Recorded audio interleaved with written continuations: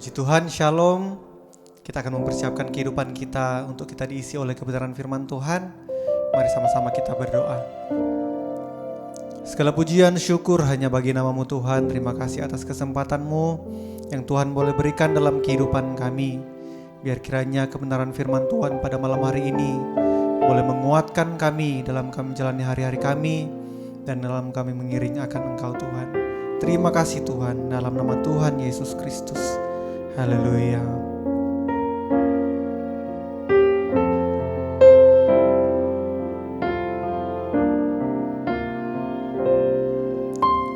Betapa dahsyat Engkau Tuhan, pencipta segala yang ada,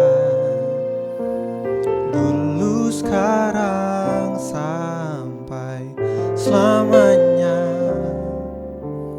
Hanya Engkau Tuhan, tak terselami pikiran-Mu, tak terukur panjang setia-Mu, dulu sekarang sampai selamanya. Hanya Engkau Tuhan, ku sembah Engkau Yesus. Hanya Engkau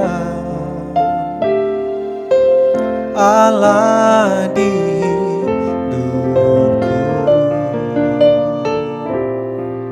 tiada yang lain, hanya Kau, hanya Engkau Tuhan selamanya. Kau tetap Allah, walau dunia semua bergoncang, tak tergoyahkan. Kau tetap Allah. Sungguh Engkau Allah yang dahsyat bagi kami Tuhan. Betapa dahsyat Engkau Tuhan, pencipta segala yang ada, dulu sekarang sampai selamanya. Hanya Engkau Tuhan, tak terselami pikiran-Mu, tak terukur panjang setia-Mu, dulu sekarang sampai selamanya. Hanya Engkau Tuhan, ku sembah Engkau Yesus. Hanya Engkau Allah di hidupku, tiada yang lain, hanya Kau, hanya Engkau Tuhan selamanya. Kau tetap Allah, walau dunia semua bergoncang, tak tergoyahkan. Kau tetap Allah.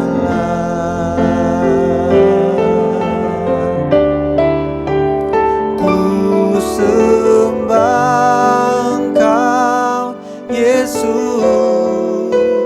Hanya Engkau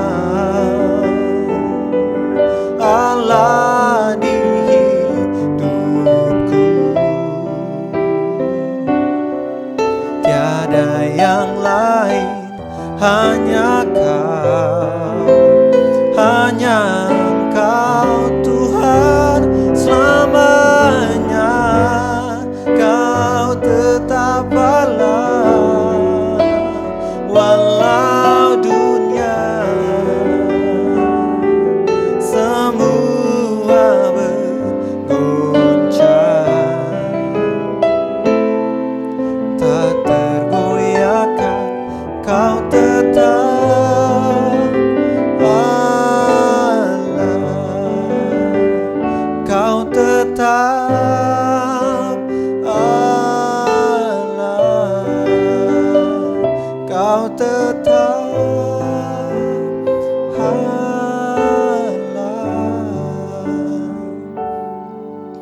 Oh, kami sembah Engkau Tuhan, Engkau Allah di hidup kami. Tiada yang lain, hanya Kau Tuhan Yesus Kristus. Engkau mulia, Engkau agung, Kau Allah yang layak terima pujian kami. Syukur bagimu Tuhan, terima kasih Yesus.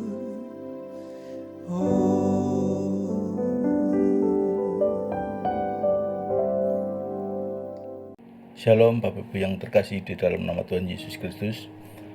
Mari sebelum kita mendengarkan kebenaran firman Tuhan, kita terlebih dahulu berdoa. Bapa di surga, kami bersyukur untuk kesempatan malam hari ini di mana kami masih boleh belajar tentang kebenaran firman Tuhan. Biarlah Tuhan mampukan kami untuk memahami setiap apa yang disampaikan oleh hamba-Mu, sehingga kami boleh menjadi gereja Tuhan yang dikuatkan melalui kebenaran firman Tuhan, khususnya di tengah-tengah kehidupan zaman yang semakin gelap ini. Biarlah kami boleh tetap berdiri teguh di dalam kebenaran-Mu dan menyuarakan suara kebenaran-Mu di tengah-tengah dunia ini. Berkati hamba-Mu yang penuh dengan kelemahan dan keterbatasan ini, berkati dengan pengurapan hikmat dan kuasa, sehingga apa yang kami sampaikan merupakan isi hati-Mu saja, dan baik kami yang menyampaikan maupun yang kami yang mendengarkan semua sama-sama beroleh berkat kemurahan dari Tuhan. Terima kasih, di dalam nama Tuhan Yesus Kristus kami sambut kebenaran firman Tuhan malam hari ini. Amin.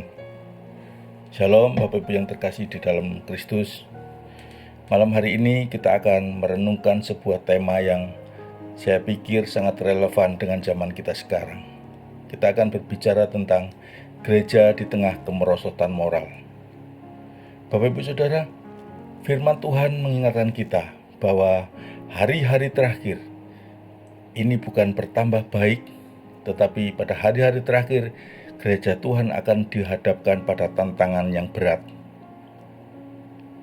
Tuhan memanggil kita untuk tetap setia di tengah-tengah kondisi zaman yang sedemikian itu.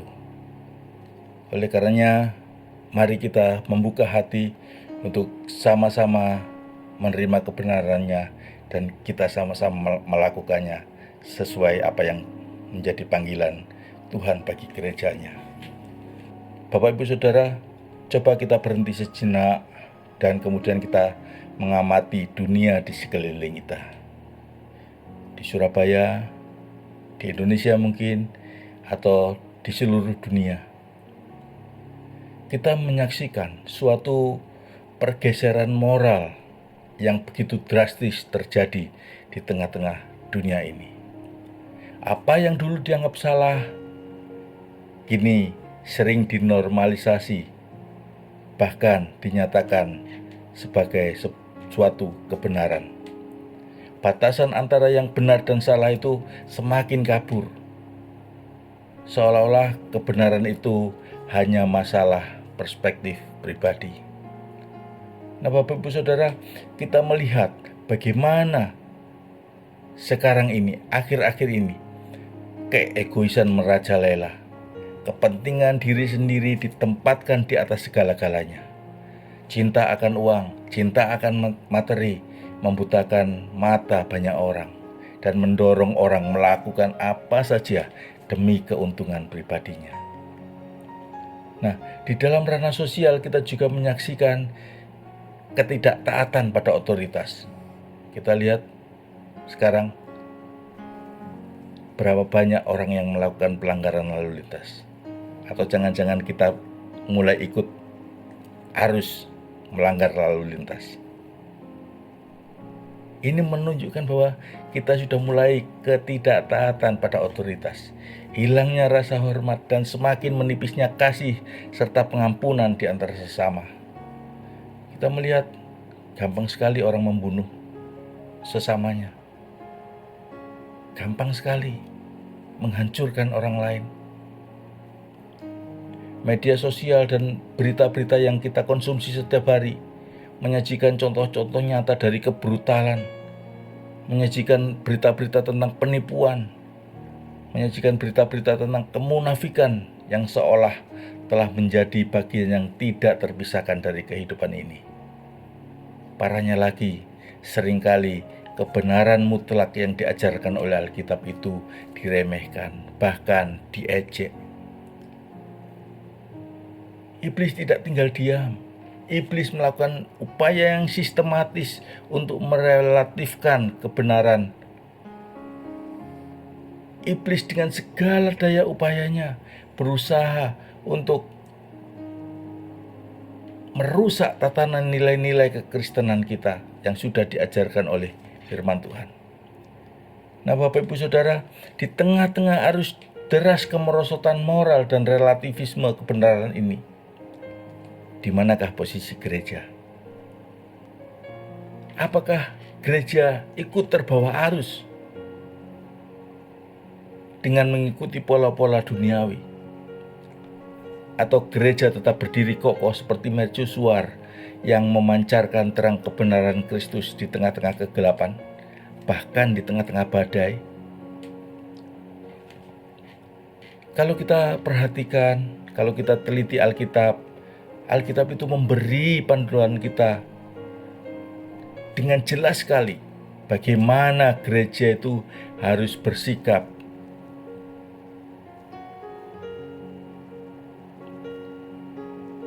Alkitab itu memberi kita panduan yang jelas tentang bagaimana gereja harus bersikap dan apa yang kita perlu waspadai di hari-hari terakhir ini.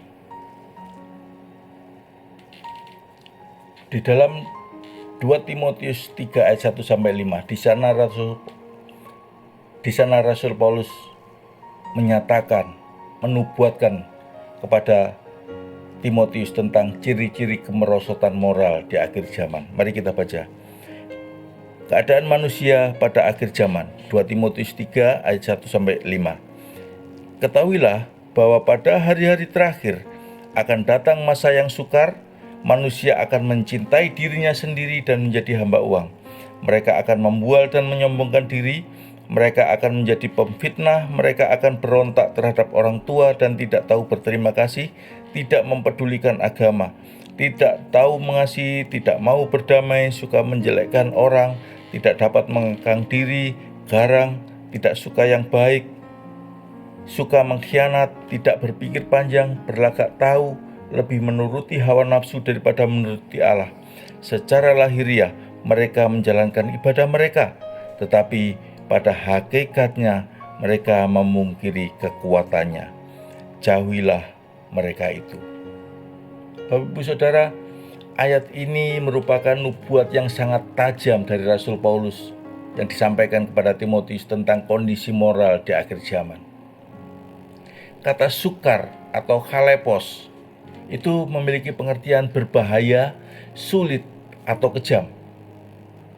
Tetapi ini bukan hanya berbicara tentang kesulitan secara fisik, tetapi lebih kepada kesulitan rohani dan moral. Kita akan menghadapi berbagai macam kesulitan rohani, kesulitan moral di tengah-tengah tantangan arus zaman yang mulai mengalami kemerosotan ini. Paulus menggambarkan manusia yang berpusat pada diri sendiri atau mencintai diri sendiri. Paulus juga memberikan gambaran tentang manusia yang berpusat pada materi, mencintai uang. Dua hal ini merupakan akar dari banyak dosa lain yang disebutkan tadi. Cinta diri, mengasihani diri sendiri, dan menjadi hamba uang. Ini adalah pondasi dari kejatuhan moral. Ini adalah dosa yang paling dasar, yang di atasnya kemudian terbangun dosa-dosa yang lain. Ketika kita mencintai diri sendiri lebih dari Allah, kita akan mencari kepuasan pribadi dan seringkali melalui uang dan apa yang bisa kita beli dengannya. Filipi 3 ayat 19 menyatakan demikian. Kesudahan mereka ialah kebinasaan, Tuhan mereka ialah perut mereka, kemuliaan mereka ialah aib mereka, pikiran mereka semata-mata tertuju kepada perkara duniawi. Itu orang-orang yang cinta diri dan menjadi hamba uang. Lalu Rasul Paulus melanjutkan, mereka itu membual, menyombongkan diri dan pemfitnah. Ini menunjukkan hilangnya kerendahan hati. Ini menunjukkan munculnya kesombongan yang merusak hubungan. Salomo dalam Amsal 16 ayat 18 mengingatkan kita, kecongkakan mendahului kehancuran dan tinggi hati mendahului kejatuhan. Lalu dilanjutkan lagi, tidak hanya itu, dilanjutkan lagi. Mereka suka durhaka kepada orang tua, tidak tahu berterima kasih, dan tidak mempedulikan agama. Yang dalam terjemahan aslinya berkata tidak kudus. Ini merupakan tanda-tanda rusaknya tatanan sosial dan spiritual. Ketaatan pada orang tua, kalau kita baca dalam Efesus pasal 6 ayat 2-3, ketaatan pada orang tua itu merupakan perintah dengan janji. Perintah Tuhan yang disertai dengan janji. Nah, ketidakpedulian terhadap yang kudus itu menunjukkan hilangnya rasa hormat kepada Allah.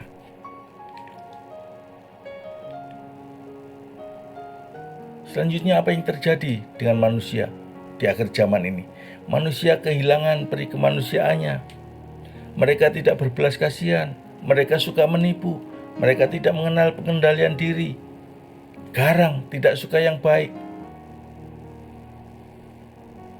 Pokoknya kalau hati tidak puas, ingin melampiaskan, ya sudah dilampiaskan saja. Ini menggambarkan bahwa manusia mulai dikuasai oleh sifat-sifat kejam dan merusak, tanpa memiliki empati dan menolak nilai-nilai moral. Lalu selanjutnya apalagi yang menjadi sifat manusia? Manusia itu suka mengkhianat, tidak berpikir panjang, berlagak tahu, lebih menuruti hawa nafsu daripada menuruti Allah. Ini adalah puncak dari kerusakan moral, di mana kesetiaan dan rasionalitas dikorbankan demi pemuasan diri sendiri. Frasa lebih menuruti hawa nafsu daripada menuruti Allah itu merupakan kunci. Kunci apa? Kunci kemerosotan. Prioritas hidup bergeser dari Allah kepada kenikmatan duniawi. Apakah mereka orang yang meninggalkan agama? Apakah mereka orang yang sudah meninggalkan ibadah? Tidak loh, ternyata mereka juga menjalankan ibadah. Dikatakan secara lahiriah mereka menjalankan ibadah, tetapi pada hakikatnya mereka memungkiri kekuatannya. Bapak Ibu Saudara, ini merupakan bentuk kemunafikan rohani. Ada bentuk agama tetapi tanpa kuasa, tanpa perubahan hidup, dan tanpa hubungan yang sejati dengan Allah. Pendeta John Stott dalam tafsiran tentang 2 Timotius menekankan bahwa daftar dari sifat-sifat ini bukanlah daftar dosa lengkap, tetapi ini adalah gejala-gejala dari ketiadaan kasih. Ini menunjukkan bahwa akar dari semua kemerosotan moral ini adalah absennya kasih yang benar kepada Allah dan sesama. Kasih mulai hilang, kasih menjadi dingin. Donald Guthrie juga mencatat bahwa sifat-sifat yang disebutkan Paulus ini sangat mirip dengan daftar dosa dalam Roma pasal 1. di mana menggambarkan kemerosotan masyarakat yang meninggalkan Allah. Bapak Ibu Saudara, ini menunjukkan bahwa kecenderungan manusia untuk jatuh ke dalam dosa adalah konstan. Konstan itu artinya tetap ada. Manusia di luar Tuhan selalu ada keinginan untuk berbuat dosa, memiliki kecenderungan untuk berbuat dosa. Bahkan orang yang mengaku Kristen pun memiliki kecenderungan untuk berbuat dosa.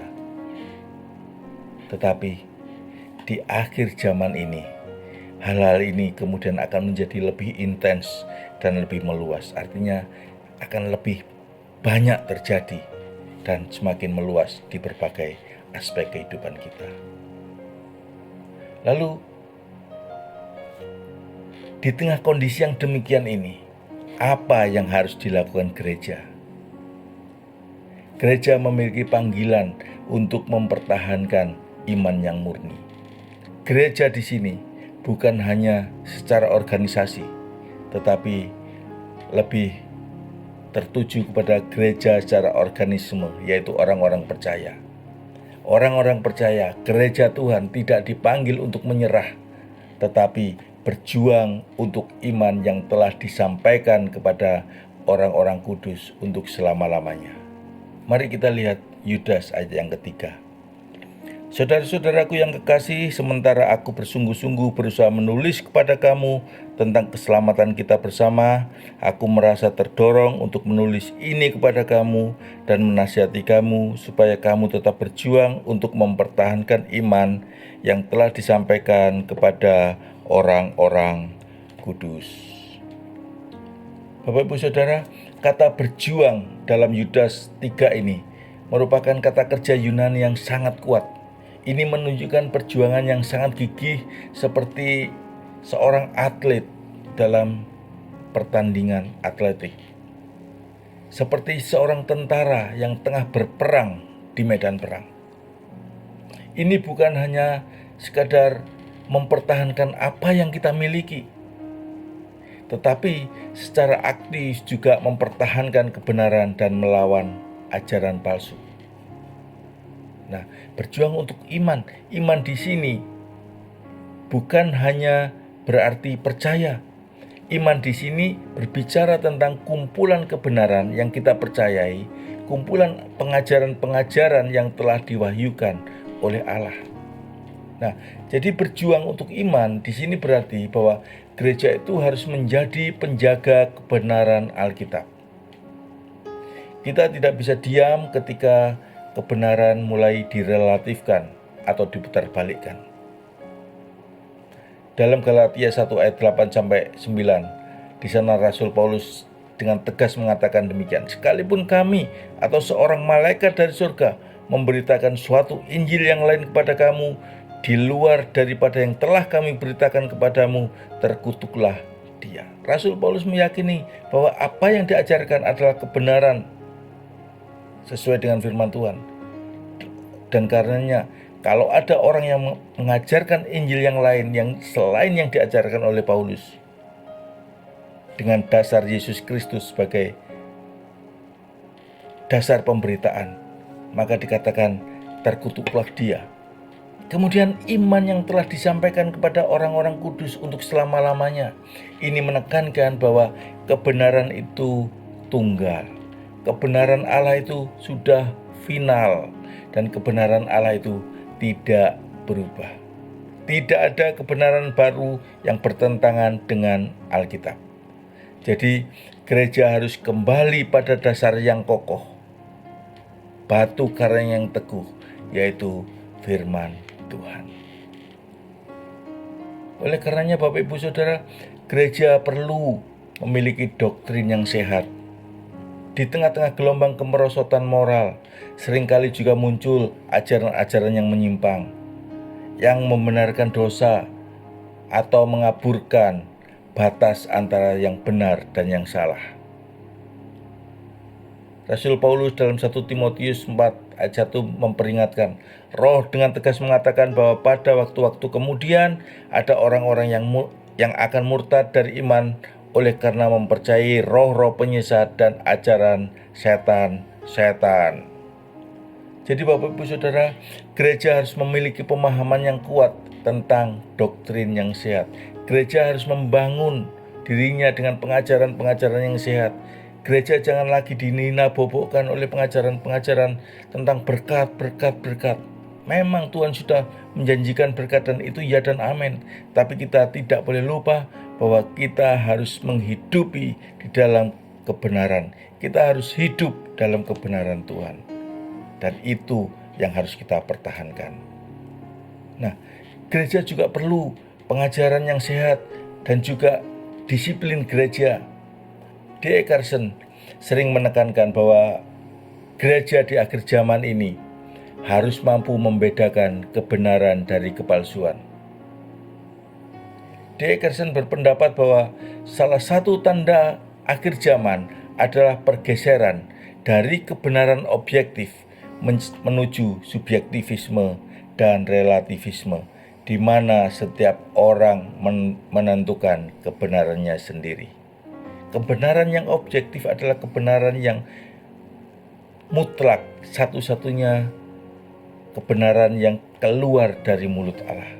Tetapi di akhir zaman ini banyak orang berusaha menggoyang dengan memunculkan kebenaran-kebenaran yang subjektif.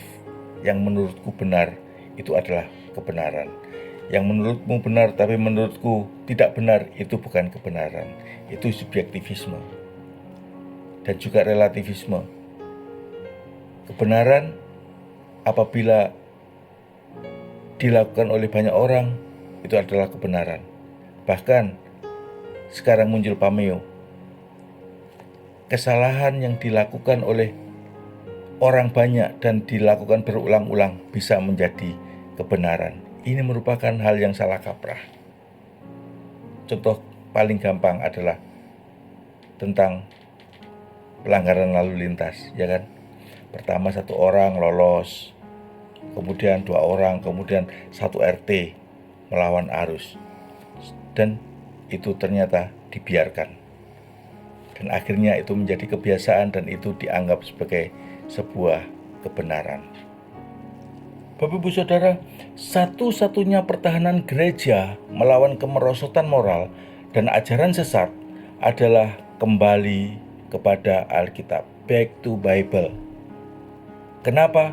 Karena Alkitab adalah diilhamkan oleh Allah, dihembusi oleh nafas Allah.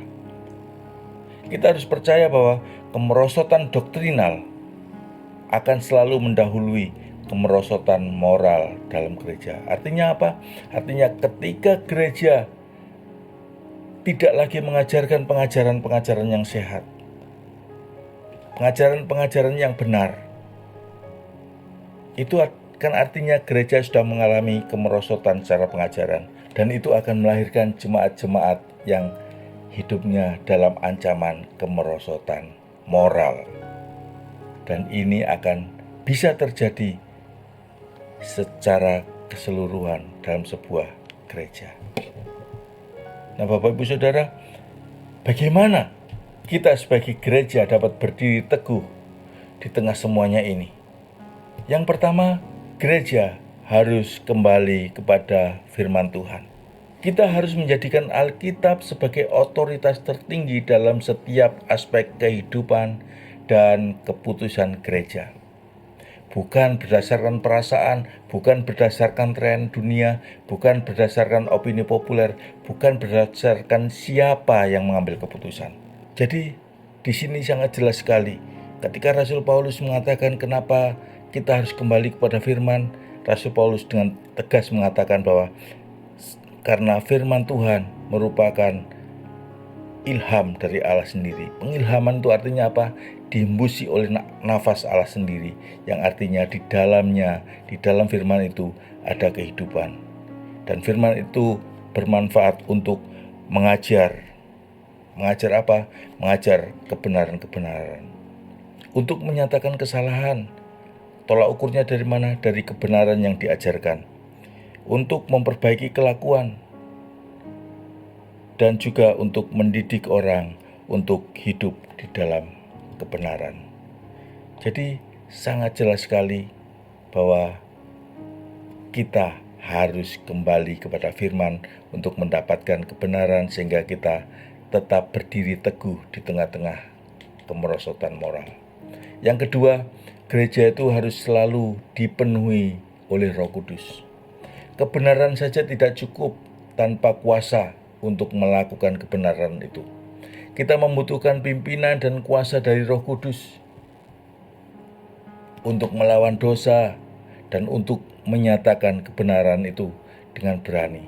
Tuhan Yesus dalam Kisah Rasul 1 ayat 8 berkata demikian, "Tetapi kamu akan menerima kuasa kalau Roh Kudus turun ke atas kamu, dan kamu akan menjadi saksiku di Yerusalem dan di seluruh Yudea dan Samaria dan sampai ke ujung bumi."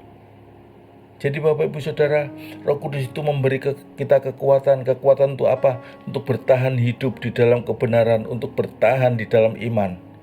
Tetapi sekaligus Roh Kudus juga memberikan keberanian bagi kita untuk menyatakan kebenaran, untuk menggaungkan kebenaran, untuk menunjukkan kebenaran melalui kehidupan kita.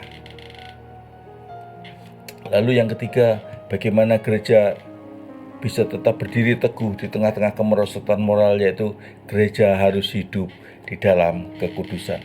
Bapak Ibu Saudara, kesaksian gereja itu akan menjadi tumpul jika kita sendiri hidup dalam kompromi moral. Kita kompromi dengan dosa, maka kesaksian kita itu akan menjadi tumpul, tidak tajam, mengiris jiwa-jiwa mereka.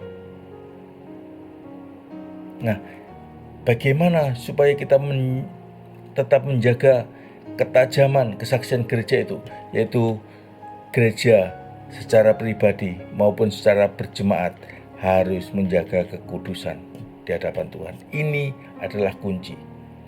Rasul Petrus dalam 1 Petrus 1 ayat 15 dan 16 berkata demikian, "Hendaklah kamu kudus di dalam seluruh hidupmu, sama seperti Dia yang kudus, yang telah memanggil kamu, sebab ada yang tertulis, kuduslah kamu, sebab aku kudus." Jadi kita ini adalah umat yang kudus, kepunyaan Allah sendiri. Umat yang kudus berarti kita itu dipisahkan dari sistem dunia, dipisahkan dari nilai-nilai dunia. Secara fisik kita masih hidup di dunia, tetapi nilai-nilai hidup kita tidak lagi sama dengan nilai-nilai duniawi. Kita punya nilai-nilai kehidupan, nilai-nilai kebenaran, nilai-nilai kerajaan, dan itu harus kita nyatakan, yang itu harus kita gaungkan kepada dunia, dan itu harus kita tunjukkan kepada dunia melalui hidup kita. Kita yang tidak kompromi dengan dosa, kita berpegang kebenaran adalah kebenaran, kekudusan adalah kekudusan. Tidak ada kompromi di dalamnya. Kemudian yang keempat, bagaimana supaya gereja tetap berdiri teguh di tengah-tengah kemerosotan moral? Gereja itu harus berani menyatakan kebenaran di dalam kasih. Kita tidak hanya memegang kebenaran untuk diri kita sendiri, tidak. Tuhan Yesus berkata, "Kamu adalah terang dunia, kamu adalah garam dunia." Artinya apa? Artinya hidup kita menjadi terang, menjadi garam yang memberikan pengaruh kepada dunia. Pengaruh tentang apa? Pengaruh tentang kebenaran yang kita terima dari Tuhan. Kita harus berani menyatakannya, bahkan jika kebenaran itu tidak populer. Maksudnya gimana? Kebenaran Allah yang tidak populer di dunia. Contohnya, jika kamu ditampar pipi kirimu, beri juga pipi kananmu. Kasihilah sesama manusia dan kasihilah musuhmu. Berdoalah bagi orang yang menganiaya kamu. Berkatilah musuh-musuhmu. Ini hal yang berbeda dengan kebenaran dunia. Orang-orang dunia berkata, kalau kamu tampar pipi kiri ya balasen kiri kanan. Kalau perlu tambah tunjuk, tambah tendang. Musuh diperlakukan gimana ya? Musuh ya dimusuhi, ya dibenci. Musuh jangan didoakan, tapi dikutuki supaya hidupnya menderita. Itu prinsip-prinsip dunia. Tetapi kebenaran kita di dalam Kristus tidak demikian. Kita harus mengasihi musuh sekalipun. Musuh saja harus dikasihi, apalagi orang-orang yang baik dengan kita. Kita harus tetap menyatakan kasih Tuhan melalui kebenaran hidup kita. Kenapa kita harus menyatakan kebenaran dalam kasih itu? Di dalam Efesus 4 ayat yang ke-15 berkata demikian. Efesus 4 ayat yang ke-15.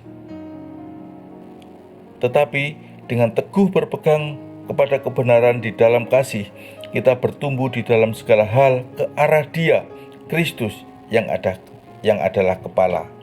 Jadi di sini menunjukkan bahwa keberanian kita menyatakan kasih itu berarti kita sedang berada di dalam pertumbuhan menuju kesempurnaan, menuju ke arah Dia yang adalah kepala. Yang artinya dengan menyatakan kebenaran di dalam kasih, kita tuh semakin disempurnakan menjadi serupa dengan Tuhan.